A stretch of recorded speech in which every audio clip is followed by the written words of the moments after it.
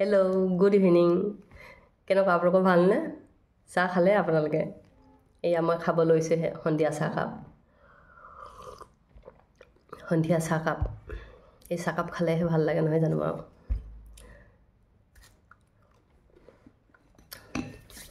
মই ভাবিলোঁ আজি সন্ধিয়া চাহকাপ আপোনালোকৰ ওচৰতে খাওঁ দুই এটা কথাও পাতোঁ আৰু লগতে এটা বহুত ভাল লগা ডিছ মানে চব্জি বনাম বুলি ভাবিছোঁ সেয়া আপোনালোকৰ সন্মুখতে বহি কথা পাতি চব্জিটো চাফা কৰিম বুলি ভাবিছোঁ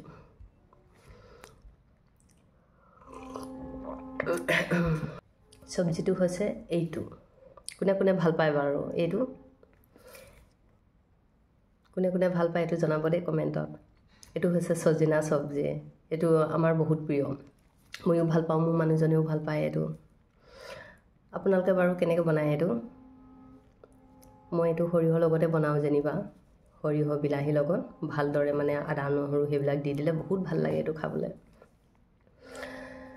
আৰু আগতে মই ভাবিছিলোঁ সেই সৰু হৈ থকা সময়তে মানে আমাৰ দেউতাই অকলে বিহুৰ টাইমতহে গৰু বিহুৰ দিনাখনি খাবৰ কাৰণে এনেকুৱা সজিনাত লৈ আহে আৰু সেইকাৰণে আমি ভাবিছিলোঁ অকলে গৰু বিহুৰ দিনাখনিয়ে খাই চাগে এইটো বাকীবিলাক চব্জিৰ লগতে এইটো মিক্স কৰি কেনে তাৰপিছত যেতিয়া বিয়া হ'লোঁ তাৰপিছত দেখিলোঁ আমাৰ শহুবুঢ়াই এই চব্জিটো বহুত ভাল পায় তো প্ৰায় আনি থাকে মানে আৰু আনিলে মানে শাহুৰিয়ে এই চব্জিটো সৰিয়হ আৰু বিলাহীৰ লগত মানে ধুনীয়াকৈ বনায় মানে সৰিয়হ সেইটো সময়ত আকৌ মানে শিলপতাত পিচি বনায় আৰু মানে আৰু মই এইটো ইমান ভালকৈ খাবলৈও নাজানিছিলোঁ মানে চুপি পেলাই দিওঁ তেতিয়া মানে কৈছিলে যে এইটো বস্তুটো এনেকৈ নাখায় নহয় এইটো পূৰা চুবাই মেলি ৰস শুহি মেলি খায় মানে তেনেকৈ আৰু তেতিয়াৰ পৰা সেই বস্তুটো মানে আমিও ভাল পাওঁ আৰু যেতিয়া ছিজন হয় তেতিয়া এইটো বস্তু অনা হয় আমাৰ মানুহজনে য'তে মানে এইটো দেখে তেতিয়া লৈয়ে গুচি আহে আৰু ইয়াৰ পাতটো বহুত ভাল হয় দাইলত দি কেনে খাবলৈ বহুত ভাল হয় তাকে আজি বনাম আৰু এইটো তেতিয়াহ'লে এইটো মই চফা কৰি লওঁ সজিনাৰ চুচ এৰাবলৈ যে কিমান ভাল লাগে এনেকৈ ধৰি আৰু টানি দিওঁ আৰু বহুত ভাল পাওঁ এনেকৈ চুচবিলাক এৰাই ইমানটো জোখত কাটি দিওঁ আৰু বেছি দীঘলকৈ কাটিলে আকৌ ইহঁত দুটাও নাখাব নহয় এনেকৈ এৰাবলৈ যে কিমান ভাল লাগে টিককৈ টানি দিবলৈ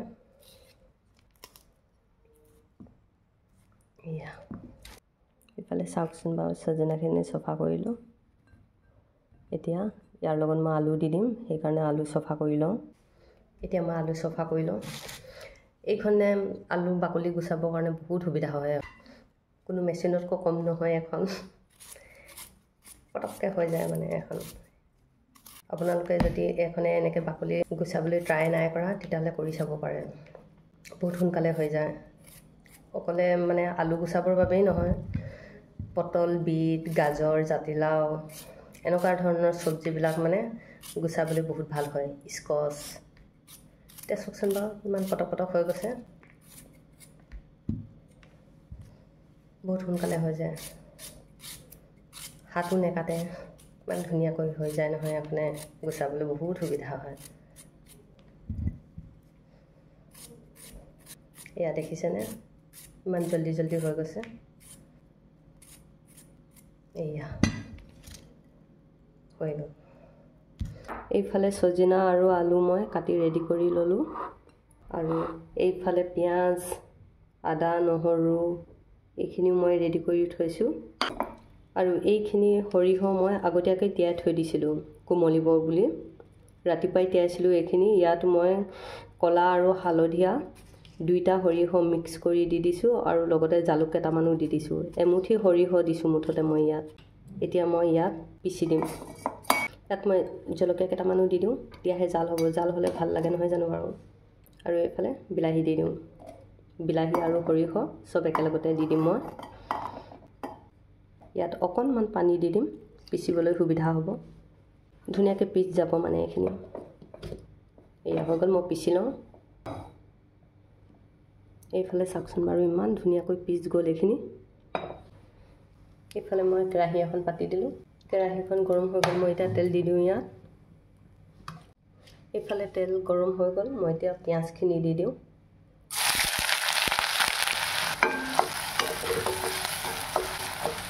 পিঁয়াজখিনি অকণমান ৰঙচুৱা হ'লে বুলিলে আদা নহৰু দি দিম। এতিয়া মই আদা দি দিছোঁ আৰু লগতে নহৰু দি দিছোঁ।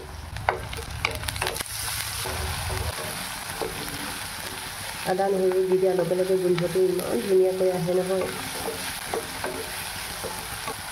মই সৰিয়হ আৰু বিলাহী পেষ্টখিনি পিছতহে দি দিম। মানে এনেকৈ তেলত দি দিলে অলপ মানে তিটিকি ভাৱটো আহে। আপোনালোকৰো হয় নেকি বাৰু তেনেকুৱা? কমেণ্টত জনাবচোন দেই। যেতিয়া চজিনাখিনি সিজি যাব তেতিয়া তাৰ ওপৰতহে মানে বিলাহী আৰু সৰিয়হৰ পিছা সেইখিনি দি দিম। নহ'লে আলু দি দিছোঁ যে লগত, সেইকাৰণে নহ'লে আলুখিনি নিসিজিব, বিলাহীটো টেঙা যে, সেইকাৰণে একেবাৰে লাষ্টতে দি দিম আৰু। এতিয়া মই ইয়াত হালধি মছলা দি দিওঁ। ইফালে মই হালধি পাউডাৰ দি দিছোঁ, ধনিয়া পাউডাৰ দি দিছোঁ। এতিয়া দি দিছোঁ জিৰা পাউডাৰ। জিৰা ধনিয়া এইখিনি মই ঘৰতে পিছা, বজাৰৰ মছলাখিনিতকৈ ঘৰতে পিছা মছলাখিনিৰ সোৱাদটো বহুত বেছি। এয়া ৰং জলকীয়া দি দিছোঁ, এইখিনিও মানে মই নিজে পিচি লোৱা। এতিয়া এই মছলাখিনি মই ভালকৈ মিক্স কৰি লওঁ।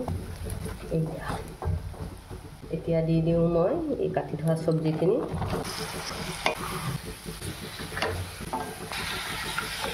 ঘৰতে পিছা মছলাৰ একদম মানে ৰঙেই বেলেগ, চাওকচোন বাৰু ইমান ধুনীয়া দেখিছে নহয় ৰংটো, সোৱাদো বহুত হয়। আপোনালোকেও পিচি ল'বচোন তেনেকৈ গোটাকৈ আনি কেনে। ধনিয়া, জিৰা আৰু শুকান ৰঙা জলকীয়াটো ভালকৈ ধুই মেলি ৰ'দত দি অকণমান কেৰাহীটোত মানে খমুৱাই লৈ ঠাণ্ডা কৰি কেনে পিচিবচোন বাৰু। আৰু সেই মছলাখিনি খাই চাব কিমান সোৱাদ হয় নহয়। এতিয়া মই নিমখ দি দিম। ইয়াত নিমখ দি দিছোঁ, মই নিমখ অকণমান বেছিয়ে দি দিছোঁ। ভালকৈ মিক্স কৰি কেনে ঘণ্টা সময়ৰ বাবে মই এতিয়া ঢাকি ৰাখিম। এতিয়া মই ইয়াত অকণমান সামান্য পানী দি দিওঁ যাতে তলত লাগি নধৰে। এতিয়া 10 মিনিটমান মই ঢাকি ৰাখিম। এয়া ঢাকি দিছোঁ মই এতিয়া। এইখিনি মই এতিয়া চাই লওঁ। পানীখিনি সিজি গৈ তেল ওলাইছে। এতিয়া কালাৰটো যে ইমান ধুনীয়া হৈছে নহয়। এয়া হৈ গ'ল। এতিয়া মই এই পিঠা সৰিয়হখিনি দি দিম।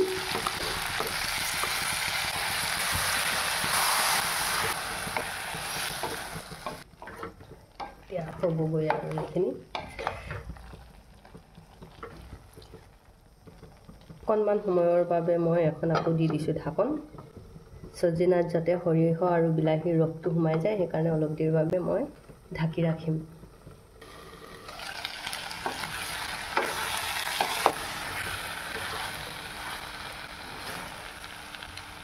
হৈ গ'ল এতিয়া এইখিনি। ফাইনেলি এইখিনি চাওকচোন বাৰু বন্ধু বান্ধৱীসকল, কেনে হৈছে বাৰু মই বনোৱা চজিনা? কমেণ্টত জনাব দেই।